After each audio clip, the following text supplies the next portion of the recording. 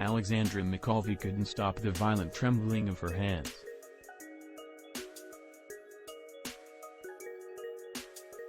The sound of bombs raining down on nearby streets of Kyiv, on the first day of the war in Ukraine, made it almost impossible to steady a pen on her daughter's tiny, naked back, and it was imperative to get the information down. In the end, it was a messy scrawl.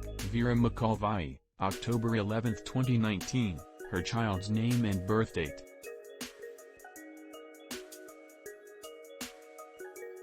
It was followed by 2 phone numbers, one belonging to Mama, the other to Papa. My hands were deeply shaking and that's why it's so horribly written, Makoviy told NPR in a phone interview.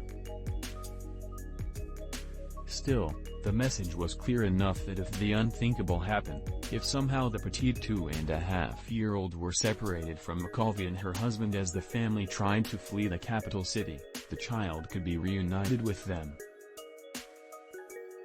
The photo of Vera's SPAC was a haunting image that Makoviy eventually shared on Instagram, where nearly 29,000 people responded with messages of support.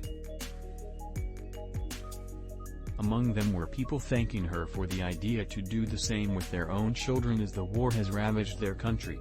Others were moved by what the photo offered, a glimpse into what life is like for so many parents in Ukraine.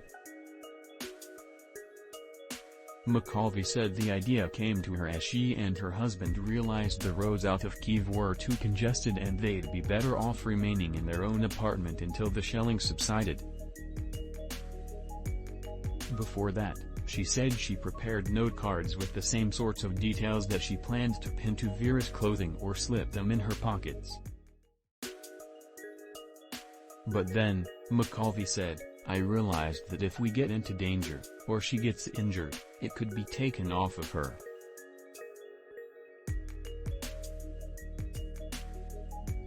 So that's why I decided to write the information about her on her skin. We are a family of artists and she is used to playing with paint and markers. So she thought we were playing, Makoviy explained. Vera often asks Makoviy to draw on her hands and arms, and the 33-year-old mom happily complies with the girl's requests for bright suns and stars to be drawn on her bare skin.